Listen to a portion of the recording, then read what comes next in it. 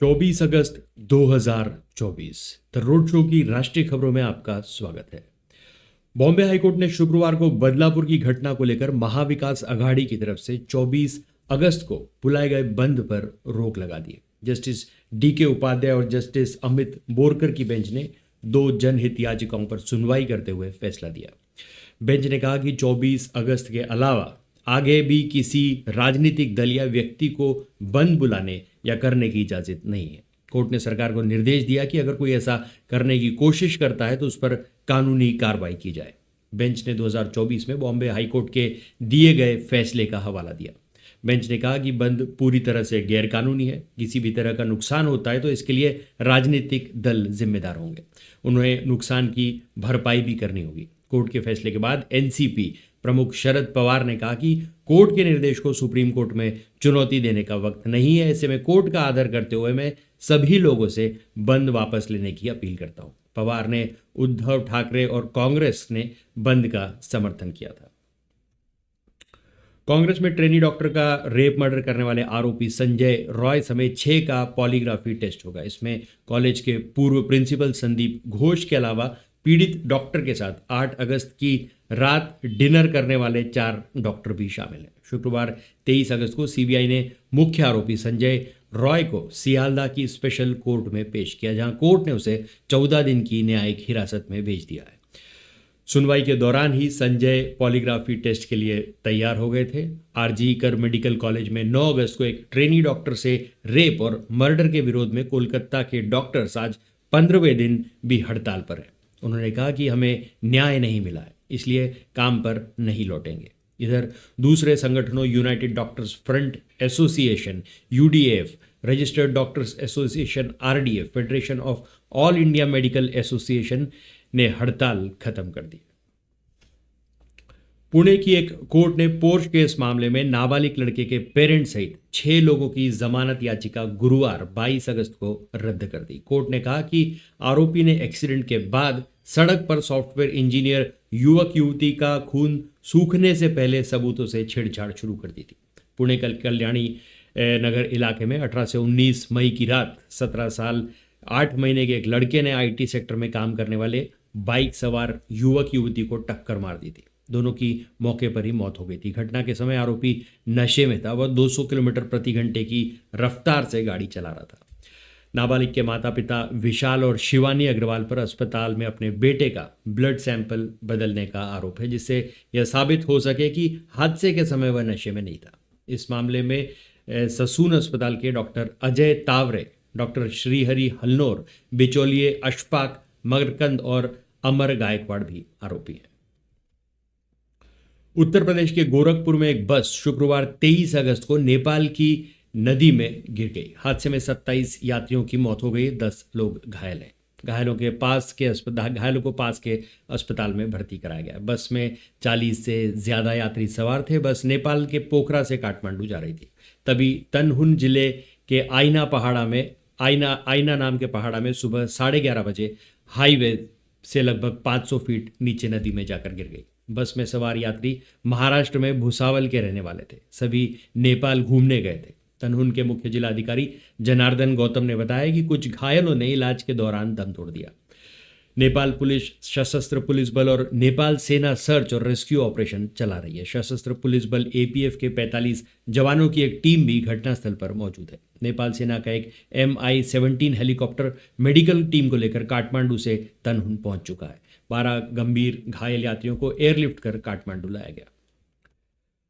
गृह मंत्री अमित शाह ने शुक्रवार 23 अगस्त को जम्मू कश्मीर में कांग्रेस और नेशनल कॉन्फ्रेंस गठबंधन को लेकर कांग्रेस से 10 सवाल पूछे।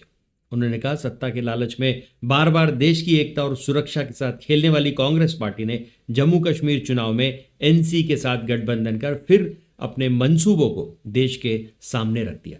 शाह ने सवाल किया कि क्या कांग्रेस नेशनल कॉन्फ्रेंस के जम्मू कश्मीर में अलग झंडे के वादे, आर्टिकल 370 को वापस लाकर राज्य को फिर से अशांति और आतंकवाद के युग में धकेलने का निर्णय का समर्थन करती है।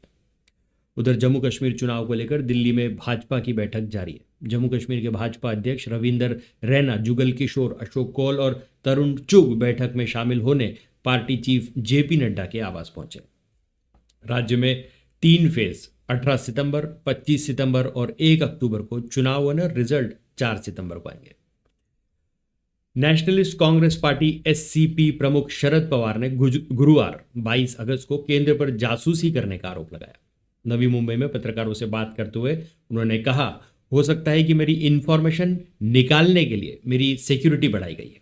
महाराष्ट्र में विधानसभा चुनाव आने वाले, शायद उन्हें कोई ज़रूरी जानकारी चाहिए, इसलिए यह अरेंजमेंट किया होगा। गृह मंत्रालय के अधिकारी ने मुझे बताया कि मोहन भागवत और अमित शाह की भी सुरक्षा बढ़ा दी गई है। दरअसल केंद्र सरकार ने 21 अगस्त को महाराष्ट्र में मराठा आरक्षण विरोधी प्रदर्शन को देखते हुए शरद पवार को Z+ सिक्योरिटी दी थी। 10 अतिरिक्त सीआरपीएफ जवान पवार की सुरक्षा में और तैनात किए गए। कुछ दिन पहले राज्य में आरक्षण संबंधी प्रदर्शनों को लेकर खुफिया एजेंसियों ने उनकी सुरक्षा को लेकर अलर्ट जारी किया था। कोलकाता हाईकोर्ट ने शुक्रवार 23 अगस्त को आरजीकर हॉस्पिटल में पैसे की गड़बड़ी की जांच सीबीआई को सौंप दी है। हाईकोर्ट ने 3 हफ्ते बाद 17 सितंबर को अगली सुनवाई में जांच की स्टेटस रिपोर्ट पेश करने के भी निर्देश दिए। कोर्ट ने यह आदेश हॉस्पिटल के पूर्व डिप्टी सुपरिटेंडेंट अख्तर अली की याचिका पर दिया है। उन्होंने 21 अगस्त को हॉस्पिटल और कॉलेज के पूर्व प्रिंसिपल संदीप घोष के समय में हुई वित्तीय गड़बड़ियों की जांच प्रवर्तन निदेशालय से कराने की याचिका लगाई थी। हालांकि पश्चिम बंगाल सरकार ने इस मामले की जांच के लिए 19 अगस्त को स्पेशल इन्वेस्टिगेशन टीम SIT के गठन का आदेश दिया था। राज्य सरकार ने आदेश में कहा था कि टीम जनवरी 2021 में अब तक हुए लेन देन की जांच करेगी और 1 महीने के भीतर रिपोर्ट पेश करेगी। ग्वालियर के आर्मी के मेजर और ट्रैफिक जवान के बीच मारपीट हो गई। विवाद एक्सीडेंट को लेकर हुआ था। परिजन का आरोप है कि मेजर को पुलिस उठाकर ले गई। इसके बाद गुरुवार देर रात थाने पर हंगामा हो गया। शुक्रवार सुबह करीब 11:30 बजे आर्मी के जवान इकट्ठा होकर ऊर्जा मंत्री प्रद्युम्न सिंह तोमर के बंगले पर पहुंच गए। यहाँ नारेबाजी की। मंत्री ने जांच के बाद कार्रवाई की बात कही है। दरअसल गुरुवार शाम करीब 8 बजे सीएम डॉक्टर मोहन यादव का काफिला MITS कॉलेज इंद्रमणि नगर चौराहे से निकलने वाला था, जिसके लिए ट्रैफिक पुलिस ने बैरिकेडिंग कर रखी थी। इस बीच शताब्दीपुरम के रहने वाले शीश चौहान अपनी पत्नी, बहन और दोस्त के साथ कार से जा रहे थे। आशीष मेजर है और वर्तमान में राजस्थान के जोधपुर में पदस्थ हैं। सुप्रीम कोर्ट ने शराब नीति केस से जुड़े CBI केस में CM केजरीवाल की जमानत याचिका पर सुनवाई 5 सितंबर तक के लिए टाल दी है। कोर्ट ने 14 अगस्त की सुनवाई में जांच एजेंसी से जवाब मांगा था। CBI ने कोर्ट में बताया कि एक मामले में जवाब दाखिल कर दिया है, जबकि दूसरे केस में जवाब देने के लिए उन्हें और समय चाहिए। केजरीवाल के वकील अभिषेक मनु सिंघवी ने कहा कि एक केस में CBI का जवाब बुधवार रात 8 बजे मिला है। एजेंसी की अपील पर कोर्ट ने CBI को 1 हफ्ते का समय दिया। उधर CBI ने शुक्रवार को कहा उन्हें शराब नीति मामले में अरविंद केजरीवाल और आप विधायक दुर्गेश पाठक पर केस चलाने की मंजूरी मिल गई है। CBI ने दिल्ली की राउज एवेन्यू कोर्ट में मंजूरी के दस्तावेज दिए हैं। मामले की अगली सुनवाई 27 अगस्त को होगी। केजरीवाल के खिलाफ ED और CBI का केस चल रहा है। ED मामले में उनसे पहले ही जमानत उन्हें मिल चुकी है, वहीं CBI में केस की वजह से वो जेल में बंद है। भारतीय कुश्ती संघ WFI के पूर्व अध्यक्ष ब्रजभूषण शरण पर यौन शोषण का आरोप लगाने वाली पहलवानों की सुरक्षा हटाने पर दिल्ली पुलिस ने जवाब दिया। कोर्ट में दिल्ली पुलिस ने कहा कि पहलवानों की सुरक्षा वापस नहीं ली गई है। यह निर्णय लिया गया है कि भविष्य में हरियाणा पुलिस से सुरक्षा की जिम्मेदारी संभालने का आह्वान किया जाए, क्योंकि जिन्हें सुरक्षा मुहैया कराई गई है वह आमतौर पर हरियाणा में ही रहते हैं। दिल्ली पुलिस ने कहा सुरक्षा में नियुक्त दिल्ली पुलिस के निजी सुरक्षा अधिकारियों ने इस निर्णय को गलत तरीके से समझा और पहलवानों की सुरक्षा के लिए आज देरी से पहुंचे। इससे सुधार लिया गया है। लगातार सुरक्षा मुहैया कराई जा रही है। इससे पहले सुनवाई के दौरान कोर्ट ने महिला पहलवानों को बयान दर्ज करवाने के लिए 2 विकल्प दिए थे। इसमें कहा कि अगर वह कोर्ट रूम में गवाही देने में सहज हैं तो इसकी खुली सुनवाई करेंगे, अगर वे सहज नहीं हैं तो उन्हें कमज़ोर गवाह मानकर उनके बयान दर्ज किए जाएंगे। फैसला पहलवानों पर निर्भर करता है। इसके बाद कोर्ट ने पहलवानों की सहमति पर कहा कि उनकी गवाही जज के सामने होगी। इसमें ब्रजभूषण के वकील भी शामिल नहीं होंगे। यह बयान कोर्ट रूम के साथ वाले कमरे में होगा। इस पर ब्रजभूषण के वकील ने कोर्ट को कहा कि महिला पहलवानों की गवाही जज के आगे जरूर हो, लेकिन कोर्ट रूम में गवाह के अलावा दूसरा कोई ना हो। सुनवाई के दौरान ब्रजभूषण भी कोर्ट में हाजिर रहे। यूपी पुलिस की सिपाही भर्ती परीक्षा का शुक्रवार को पहला दिन था। पहली पाली की परीक्षा सुबह 10 से 12 बजे तक हुई। इस दौरान आगरा में एक फर्जी अभ्यर्थी पकड़ा गया। रायबरेली में एक अभ्यर्थी ब्लूटूथ से नकल करता पकड़ा गया। वहीं मुजफ्फरनगर में पुलिस आरक्षी भर्ती परीक्षा में लापरवाही बरतने पर एसएसपी अभिषेक सिंह ने 4 पुलिस कर्मियों को निलंबित कर दिया है। उधर परीक्षा खत्म होने के बाद वाराणसी स्टेशन पर अभ्यर्थी ट्रैक पर दौड़ते भागते नजर आए। कानपुर में स्टेशन और बस अड्डे पर भी जबरदस्त भीड़ है। आज परीक्षा केंद्रों पर काफी सख्ती रही। कानपुर में परीक्षार्थियों के जूते चप्पल उतरवाए गए और लड़कियों के जूड़े भी खुलवाए गए। लखनऊ में राखी कलावा तक उतरवा दिया गया। परीक्षा केंद्रों पर 2:30 बजे तक एंट्री दी गई। इसके बाद गेट बंद कर दिए गए। इसके बाद 3 बजे दूसरी शिफ्ट की परीक्षा शुरू हुई, जो शाम 5 बजे तक चली। झारखंड एटीएस ने दिल्ली पुलिस के साथ गुरुवार को रांची, हजारीबाग और लोहरदगा में 16 जगहों पर छापेमारी की। इसके बाद 9 संदिग्धों को हिरासत में लिया गया। इसमें रांची के मेडिका अस्पताल में रेडियोलॉजिस्ट के पद पर कार्यरत डॉक्टर इश्तियाक अहमद को भी एटीएस ने पकड़ा है। रांची के जोड़ा तालाब स्थित अपार्टमेंट से पकड़ा गया इश्तियाक 6 साल से रेडियोलॉजिस्ट के पद पर था। एटीएस का दावा है कि डॉक्टर इश्तियाक अल-कायदा इंडियन सब कॉन्टिनेंट आतंकी संगठन का मास्टरमाइंड है। वह भारत को इस्लामिक स्टेट बनाने का मंसूबा रच रहा था।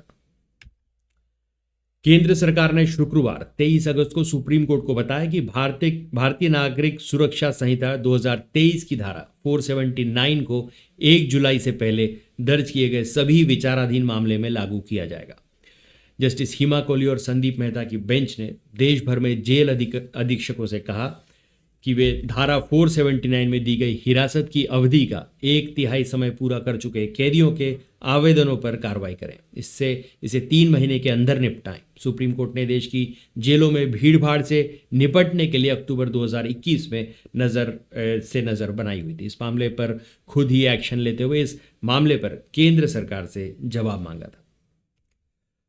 हरियाणा के सोनीपत में बिजली निगम के कर्मचारियों के sub divisional junior magistrate SDGM के घर की बिजली काट दी गई है। जज का घर खरखोदा में है। जज ने कुछ दिन पहले एक कंपनी के केस में बिजली निगम के खिलाफ फैसला सुनाया था, जिसके बाद बिजली निगम का दफ्तर भी सील हो गया था, जिसके बाद सप्लाई काटी गई। वहीं जब जज के चपरासी ने इसका विरोध किया तो कर्मचारियों ने कहा कि हमारे पास ऊपर से आदेश है। चपरासी की शिकायत पर पुलिस ने बिजली कर्मचारियों के खिलाफ केस दर्ज किया। वहीं बिजली निगम के